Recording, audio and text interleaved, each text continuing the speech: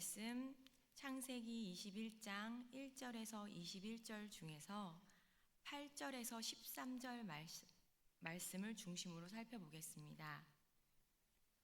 창세기 21장 8절에서 13절을 한 절씩 교독하겠습니다. 아이가 자라매 젖을 때고 이삭이 젖을 때는 날에 아브라함이 큰 잔치를 베풀었더라. 사라가 본즉 아브라함의 아들 애굽 여인 하갈의 아들이 이삭을 놀리는지라. 그가 아브라함에게 이르되 이 여종과 그 아들을 내쫓으라. 이 종의 아들은 내 아들 이삭과 함께 기업을 얻지 못하리라 하므로 아브라함이 그의 아들로 말미암아 그 일이 매우 근심이 되었더니 하나님이 아브라함에게 이르시되 내 아이나 내 여종으로 말미암아 근심하지 말고 사라가 내게 이른 말을 다 들으라. 이삭에게서 나는 자라야 내 씨라 부를 것임이라. 그러나 여종의 아들도 내 씨니 내가 그로 한 민족을 이루게 하리라 하신지라. 아멘.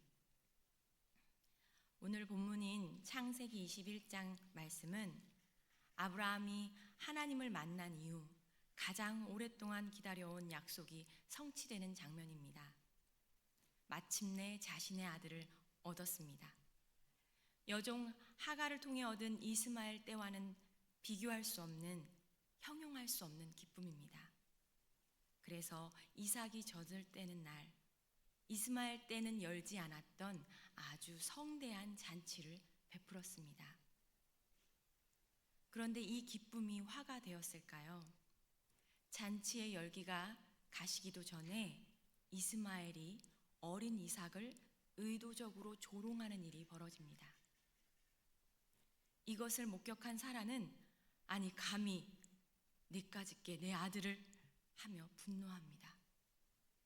이 장면은 마치 왕실 사극의 한 장면을 생각하게 합니다.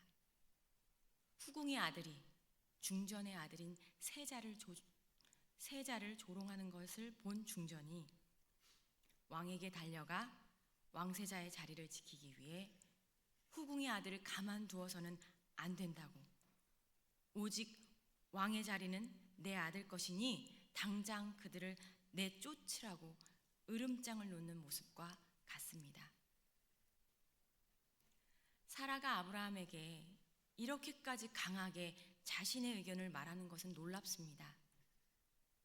왜냐하면 2번이나 아브라함이 자신을 속여, 자신을 누이라 속여 이방 나라 왕에게 결혼까지 시켰을 때에도 사라는 침묵하며 하나님이 구하기 전까지 전혀 나서지 않았던 사라였습니다. 그런 사라도 자식의 문제 앞에서는 가만히 있을 수 없었습니다.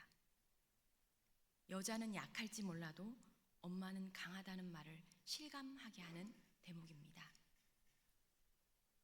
그런데 이 사건이 아브라함에게는 매우 근심이 됩니다. 창세기 기록 중 아브라함의 생애에서 근심이라는 단어가 나오는 곳은 오직 여기뿐입니다. 아브라함은 웬만해서는 근심하지 않던 사람입니다. 고향인 갈대아 우르를 떠나 하나님이 지시할 땅으로 갈 때에도, 아버지 데라가 죽었을 때에도, 사로잡힌 롯과 그의 가족을 구하러 전쟁을 하러 갈 때에도, 흉년이 들었을 때에도 근심한 적이 없습니다. 심지어 자신의 아내를 빼앗길 위기에서도 근심하지 않았습니다. 그러나 자신의 아들인 이스마엘을 내쫓아야 하는 문제만큼은 그에게 큰 근심이 되었습니다. 여기서 근심의 원어를 뜻을 살펴서 해석하면 이 상황이 아브라함의 눈에 심히 악한 일로 보였다라는 의미입니다. 즉 사라가 요구한 하갈과 이스마엘을 내어 쫓으라는 요구가 아브라함에게는 도덕적으로나 의리상으로나 도저히 용납할 수 없는 악한 처사로 느껴졌던 것입니다. 비록 몸종에게서 얻은 아들이지만 아브라함에게는 이스마엘도 이삭과 같이 소중한 아들이었습니다. 그렇기에 자식을 버리는 일은 그에게 진퇴양난의 딜레마였습니다. 믿음의 사람인 아브라함도 자식의 문제 앞에서는 쉽게 선택할 수 없었습니다. 이러지도 저러지도 못한 채 골방에서 혼자 깊은 근심에 잠겨 있을 때 하나님께서 먼저 찾아와 아브라함에게 말씀하여 주십니다. 하나님께서 말씀하여 이르시되 내 아이나 내 여종으로 말미암아 근심하지 말라. 이 말씀은 근심하는 행위 자체를 하지 말라, 근심이 옳지 않다는 뜻의 말씀이 아닙니다. 근심거리가 충분히 될 수 있습니다. 또는 그게 무슨 근심거리냐고 아브라함의 근심을 가볍게 여기시는 말씀도 아닙니다. 이 말씀은 그 근심을 하나님께 가져오라는 말씀입니다. 그 문제를 손에 꽉 쥐고 괴로워하지 말고 하나님께 맡기라는 말씀입니다. 내 아이나 내 여종으로 인해서는 더 이상 근심하지 말라. 내가 있지 않느냐. 네 아들 이스마엘과 내 여종 하갈의 인생은 내가 책임질 것이니 아브라함아, 너는 그 짐을 내려놓으라 하고 말씀하시는 것입니다. 하나님께서는 우리의 모든 짐을 대신 져주시는 분입니다. 하나님께서는 우리의 삶에 큰 문제이든지 아주 작은 문제이든지 간단한 문제이든 복잡한 문제이든 우리의 연약함으로 생겨난 일이든지 우리의 죄로 인해 파생된 문제일지라도 하나님은 외면하지 않으십니다. 우리에게 닥친 모든 문제와 짐을 져주시는 분입니다.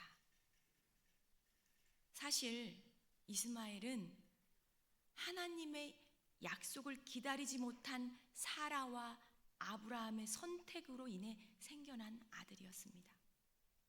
인간적인 생각, 인간적인 계산법으로 태어난 아이였습니다. 그러니 아브라함이 책임져야 하는 것이 마땅하지 않겠습니까? 아브라함은 100세가 되어서 아들 이삭을 낳고 보니 그제서야 자신의 불신앙으로 인해 태어난 이스마엘을 보면서 미안함과 책임감이 더 커졌을 것입니다. 그래서 이로 인해 가정에 갈등이 생기고 가정에 문제가 생겼는데 이 문제를 자신이 책임져야 한다는 생각에 하나님께 맡기지도 못하고 스스로 괴로워하며 근심만 하고 있었는지도 모릅니다. 그런 아브라함에게 하나님께서 찾아오신 것입니다. 내게 맡기라. 너는 근심하지 말라. 하갈의 아들도 너의 아들이니 그로 한 민족을 이루게 하리라. 한 민족을 이루게 하리라. 이 약속 익숙하시지요? 아브라함이 하나님께 처음으로 받았던 약속과 그 동일한 약속, 한 민족을 이루게 하리라 라는 그 약속을 이스마엘에게도 해주십니다. 아브라함이 근심하고 있는 그 문제를 하나님께서 친히 해결하시겠다는 약속입니다. 비록 아들을 버려야 하는 슬픈 길일지라도 그것이 하나님의 약속을 성취하는 질서의 길임을 일깨워 주십니다. 하나님께서는 질서의 하나님이십니다.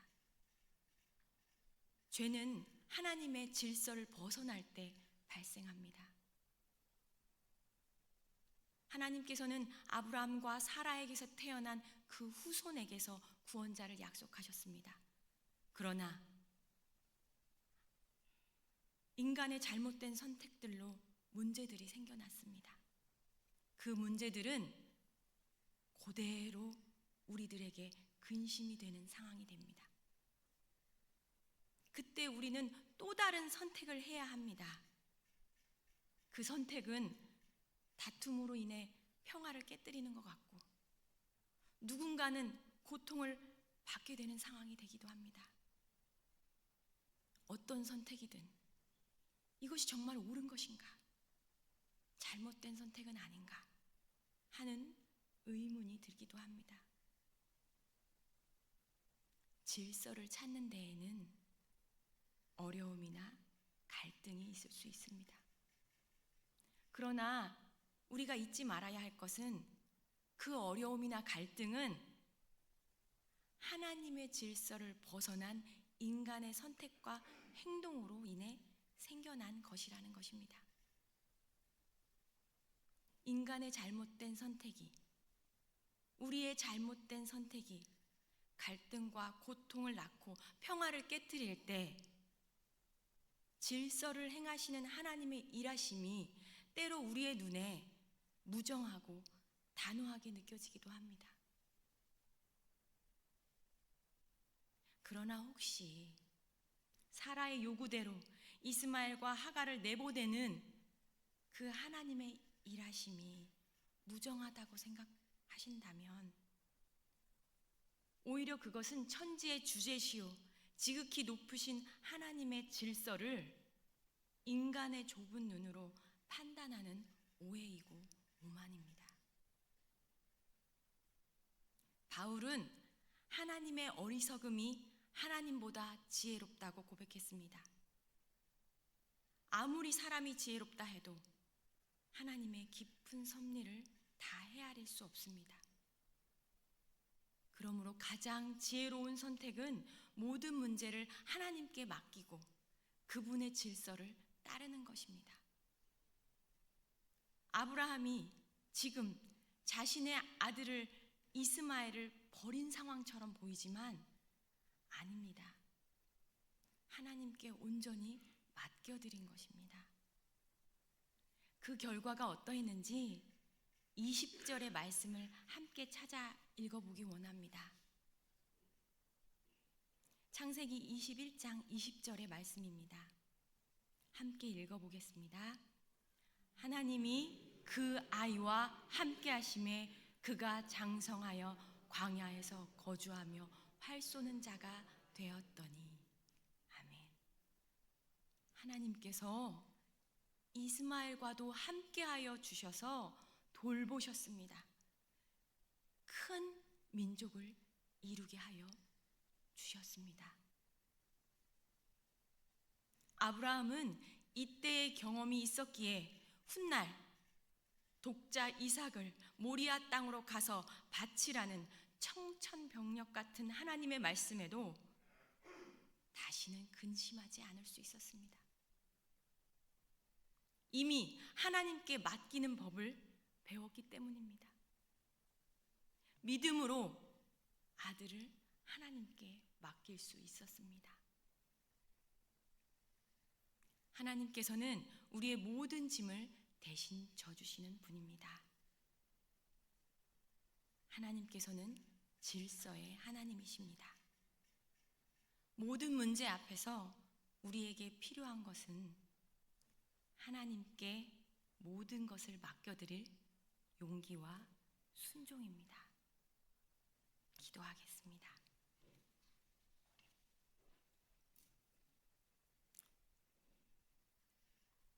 인생의 모든 짐을 져주시는 사랑의 하나님, 우리가 꽉 쥐고 놓지 못했던 근심의 실체를 직면하게 하시니 감사합니다. 우리의 앉고 일어섬을 하시며 우리의 생각과 우리의 길과 모든 상황을 다 살펴주심에 감사드립니다. 우리의 모든 근심을 하나님께 가져오는 용기를 주시옵소서. 내 힘으로 수습하려다 더 엉켜버린 문제들, 자녀의 문제, 일터의 고민, 그리고 과거의 잘못된 선택으로 인한 결과물까지도 이제는 하나님께 올려드립니다. 모든 인생의 주관자 되시는 하나님께 온전히 맡겨드리는 평안을 누리게 하옵소서. 때로는 하나님의 방법이 우리가 원하는 방향과 다를지라도, 혹은 단호하고 무정해 보일지라도 그것이 가장 지혜로운 길이며 우리를 살리는 질서임을 신뢰하게 하옵소서. 우리가 매일의 삶에서 하나님께 맡겨드리는 작은 순종들이 내일의 더 큰 시험을 이기는 영적 근육이 되게 하옵소서. 우리 인생의 모든 굴곡을 통해 결국에는 가장 선한 열매를 맺으실 하나님만을 바라봅니다. 주일 예배를 위해 기도하겠습니다. 한 주간 세상의 분주함 속에서 묻었던 먼지와 죄의 때를 주님의 보혈로 씻김받는 시간이 되게 하시고, 성령의 기름 부으심 안에서 법한 예수 가족 공동체가 하나 되고 회복되고 새 힘을 얻게 하옵소서. 단위에 세우신 담임 목사님을 성령의 능력으로 붙드셔서 선포되는 말씀 하나하나가 우리의 심령을 쪼개고 치유하는 생명의 말씀이 되게 하시고, 함께하는 모든 목회자들에게도 주님의 나라를 위해 귀한 역할을 감당할 수 있는 능력을 주시옵소서. 또한 한 마음으로 예배를 위해 각자의 자리에서 수고하시는 헌신의 봉사자들과 직분자들을 기억하시고 맡기신 사명을 감당할 수 있는 힘을 주시옵소서. 새 가족들을 위해 기도합니다. 법환교회에 새 가족들을 보내주셔서 감사합니다. 많은 교회가 있지만 법환교회로 인도하여 주시고 예수 가족 공동체가 되게 하신 기쁘신 뜻을 생각합니다. 낯선 환경과 새로운 사람들과의 만남 가운데 어려움 없이 잘 적응할 수 있도록 도와주시고, 필요한 부분들이 잘 채워지고 믿음의 뿌리를 잘 내릴 수 있도록 도와주시옵소서. 특별히 새 가족들을 챙기며 살피는 새 가족부의 팀장과 팀원들에게 넉넉한 마음과 평안을 주셔서 새 가족들에게 주님의 사랑을 진실하게 전하게 하옵소서. 우리의 모든 무거운 짐을 지고 십자가의 길을 걸으신 예수 그리스도의 이름으로 기도합니다.